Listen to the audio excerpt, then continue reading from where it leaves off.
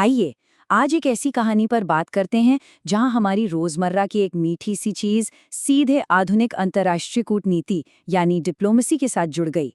सोचिए, एक आम सी टॉफी जिसने हाल ही में पूरी दुनिया का ध्यान अपनी तरफ खींच लिया। तो शुरुआत करते हैं भारत के विज्ञापन इतिहास के सबसे मशहूर सवाल से। मेलोडी इतनी चॉकलेटी क्यों है? बचपन में लगभग सबने ये सुना होगा, राइट? लेकिन आखिर ये मीठी सी चॉकलेट आज अचानक इतनी बड़ी चर्चा का विषय क्यों बन गई? इसका जवाब वाकई बहुत दिलचस्प है। चलिए देखते हैं भाग 1, the ultimate chocolate mystery and a 1983 sweet revolution. अब थोड़ा फ्लैशबैक में चलते हैं। मई 2026 में रोम के अंदर एक डिप्लोमैटिक उपहार यानी एक गिफ्ट का आदान प्रदान हुआ जिसने पूरी दुनिया का ध्यान खींचा। एक ऐसी वायरल घटना जिसने सच में सबको हैरान कर दिया। लेकिन इस किस्से की पूरी गहराई समझने के लिए हमें समय के पहिए को थोड़ा पीछे सीधे 1983 की तरफ घुमाना पड़ेगा। सिर्फ ₹1, यही वो नंबर है जिसने पूरी मार्केट बदल दी थी।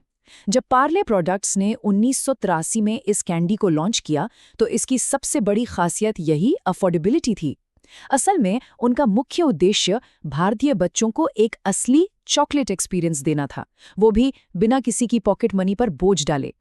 उस वक्त बाजार में कैडबरी एक्लेयर्स जैसे बड़े और मजबूत कॉम्पिटिटर्स मौजूद थे, पर इस नई कैंडी का डिज़ाइन एकदम अनोखा था। बाहर से च्यूई कैरमल और अंदर से बिल्कुल पिघली हुई चॉकलेट। इन दो अलग अलग टेक्सचर्स के इस बेहतरीन संयोजन ने इसे मार्केट में एक ऐसी पहचान दी जिसे लोग चाहकर भी नहीं भुला पाए। आगे बढ़ते हैं भाग 2 की तरफ, द आइकॉनिक मार्केटिंग कैंपेन। अपने उस मशहूर चॉकलेटी सवाल का जो जवाब ब्रांड ने खुद दिया, वो सच में भारत में एक यादगार किस्सा बन गया। मेलोडी खाओ, खुद जान जाओ। इस एक छोटी सी लाइन ने इस कैंडी को करोड़ों लोगों की यादों में हमेशा हमेशा के लिए बसा दिया। ये सिर्फ एक आम कैंडी नहीं रही, एक सांस्कृतिक प्रतीक, एक कल्चरल आइकन बन चुकी थी। अब आते हैं भाग 3 पर, rise of the hashtag melody meme. Digital युग की तेजी वाकई देखने लायक थी जब अचानक इंटरनेट पर एक नया शब्द आग की तरह फैल गया, हैशटैग मेलोडी। डिजिटल दुनिया के लोगों ने दो बड़े वैश्विक नेताओं, भारतीय प्रधानमंत्री नरेंद्र मोदी और इटालवी प्रधानमंत्री जॉर्जिया मेलोनी के नामों को एक मजेदार तरीके से मिलाकर एक वायरल मीम बना दिया। इसने सोशल मीडिया पर एक अलग ही उत्साह पैदा कर दिया और देखते ही देखते दुनिया भर का ध्यान अपनी तरफ खींच लिया। और अब भाग 4, स्वीट डिजिटल डिप्लोमेसी। जरा इस पूरे सफर पे गौर कीजिए। 1983 में ₹1 की एक आम मिठाई से लेकर 2020 के दशक तक आते आते पॉप कल्चर का एक नॉस्टैल्जिक हिस्सा बनने तक, और फिर मई 2026 में रोम में कूटनीतिक उपहार के रूप में उभरना। एक छोटी सी चीज का महत्व वक्त के साथ इतना बड़ा और अनोखा हो सकता है, ये सच में हैरान करने वाला है ना?